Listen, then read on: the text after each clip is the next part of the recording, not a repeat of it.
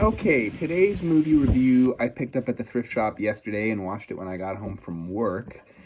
And that is 1982's The Gray Fox, directed by Phillip Borsos. This is a Canadian movie, and it is on the Video Treasures VHS release out of Batavia, Ohio. This is a 1988 copy. This movie is rated PG. 92-minute runtime. So this movie cost $4.5 million to make and made about $6 million at the box office. Like I mentioned, it is a Canadian film starring Richard Farnsworth. Now, I love Richard Farnsworth. I love him in The Natural as the assistant manager to the team that Robert Redford plays on. And I grew up watching Anne of Green Gables, and these are my childhood tapes. He plays Matthew Cuthbert in this 80s, I believe this was like 1985 miniseries for Canadian TV, but it's award-winning two-part VHS. And if you haven't seen Anne of Green Gables, this is excellent. I won't rate it today, but it's a childhood favorite, and it's so well done there on Prince Edward Island. So back to this film. This film is considered a Canadian masterpiece. It is considered the top 10 Canadian films of all time. It won a bunch of Genie Awards, which is their version of Canadian-only Academy Awards. And Richard Farnsworth was nominated for a Golden Globe for his role of playing a real-life person. I can't remember it. Bill Miner.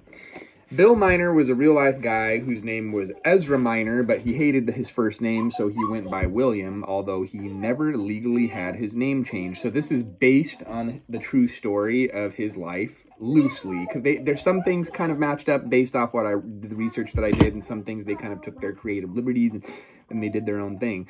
So this Bill Miner guy was a stagecoach robber dating back to the 1860s. Interestingly enough, his first crimes were in San Joaquin County and Calaveras County and the counties around the area that I currently live in now, which is Stanislaus County. So I'm doing a video. Ow!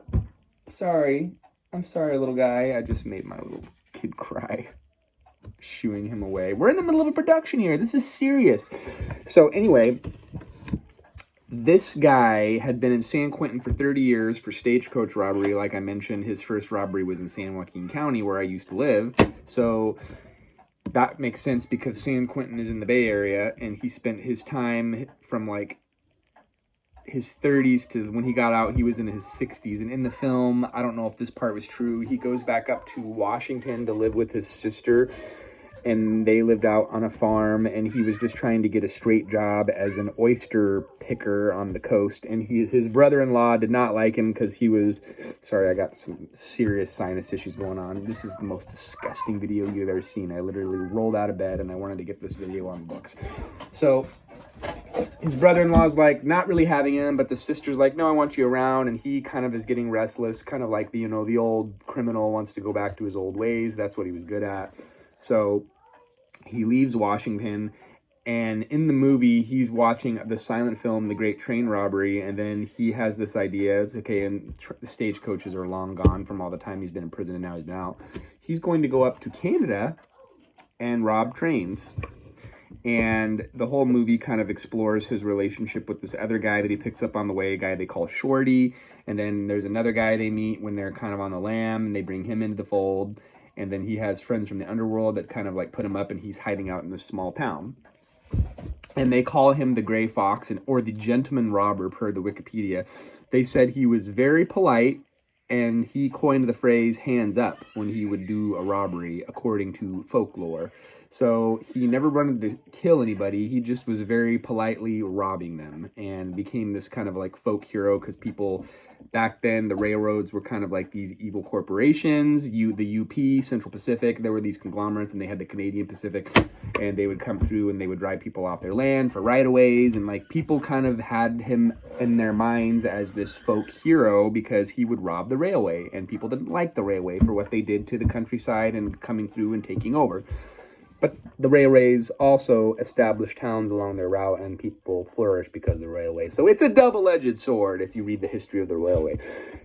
Production note, interestingly enough, this is a Francis Ford Coppola production, Zoetrope.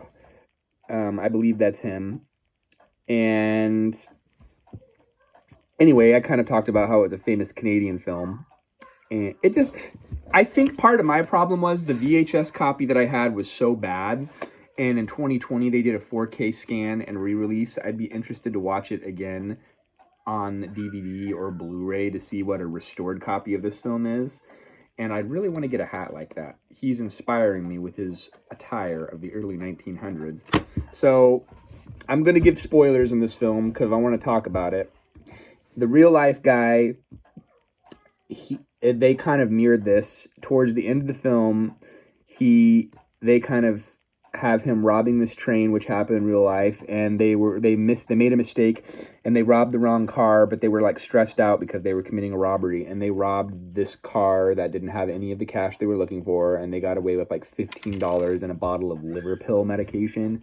And then anyway, they were apprehended by the authorities, and this is kind of where they changed the real life situation. He had this love interest in the movie, and he confessed to her that he was really a criminal. She didn't realize that at the time because he was going by the pseudonym George Edwards and not representing himself, obviously, as a train robber. So